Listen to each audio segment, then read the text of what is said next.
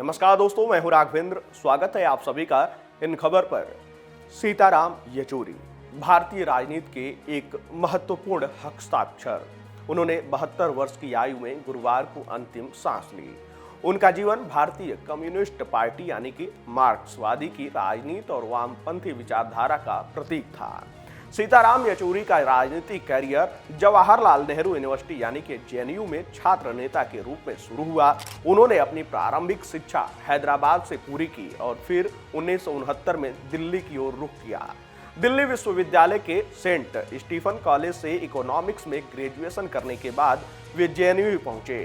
उन्होंने post graduation भी वहां से किया। जेएनयू में उन्होंने स्टूडेंट फेडरेशन ऑफ इंडिया यानी कि एसएफआई के सदस्य के रूप में अपनी राजनीतिक यात्रा की शुरुआत की। सीताराम येचुरी ने 1974 में जेएनयू छात्र संघ के अध्यक्ष के रूप में अपने नेतृत्व की शुरुआत की और इसके बाद भारतीय कम्युनिस्ट पार्टी में शामिल हो गए। 32 साल की आयु में उन्हें सीपीएम की केंद्रीय कमेटी का सदस्य बनाया गया, जिससे वे उस समय के सबसे युवा नेता बने जिन्हें महत्वपूर्ण पद पर जगह मिली थी। वहीं इंदिरा गांधी सरकार के द्वारा लगाए गए आपातकाल का विरोध करने की वजह से उन्हें जेल में भी रहना पड़ा। जेल से बाहर आने के बाद उन्होंने जेएनयू छात्र संघ के अध्यक्ष पद का चुनाव जीता और 1984 में उन्हें प्रकाश करात के साथ केंद्रीय कमेटी में शामिल किया गया। 1992 में वह सीपीएम पोलित ब्यूरो के सदस्य बने।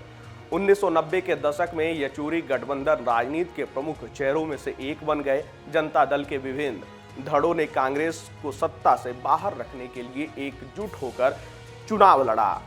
1996 में सीपीएम ने ज्योति बसु को प्रधानमंत्री बनने से रोकने के लिए पार्टी नेतृत्व के खिलाफ वो खड़े हो गए। यह निर्णय विवादास्पद था और बाद में ज्योति बसु ने इसे एक बड़ी गलती मानते हुए आलोचना की। वहीं सीताराम येचुरी ने 2005 से 2017 तक राज्यसभा के सदस्य के रूप में कार्य किया। उनके कार्यकाल के दौरान वे एक मिलनसार और हंसमुख व्यक्तित्व के रूप में पहचाने गए, जिनके अच्छे संबंध बीजेपी के नेताओं से भी थे। हालांकि सीपीएम के लगातार खराब प्रदर्शन और उसके लोकसभा में केवल 4 सीटें और 1.76% वोट शेयर को देखते हुए येचुरी ने पार्टी की स्थिति को सुधारने के लिए कई प्रयास किए, लेकिन सफलता प्राप्त नहीं हो सकी। वहीं सीताराम येचुरी ने कम्युनिस्ट विचारधारा के प्रति अपनी निष्ठा बनाए रखी और अपनी राजनीति को सामाजिक और आर्थिक न्याय की दिशा में प्रेरित किया। वहीं 1984 में केंद्रीय कमेटी में वो शामिल हुए और सीताराम येचुरी का जन्म संयुक्त आंध्र प्रदेश में एक ब्राह्मण परिवार में हुआ था।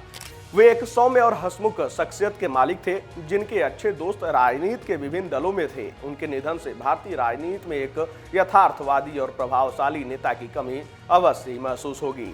खैर, इस पूरे खबर पर आपकी क्या राय है? आप अपनी राय कमेंट बॉक्स में हमारे साथ जरूर साझा कीजिएगा।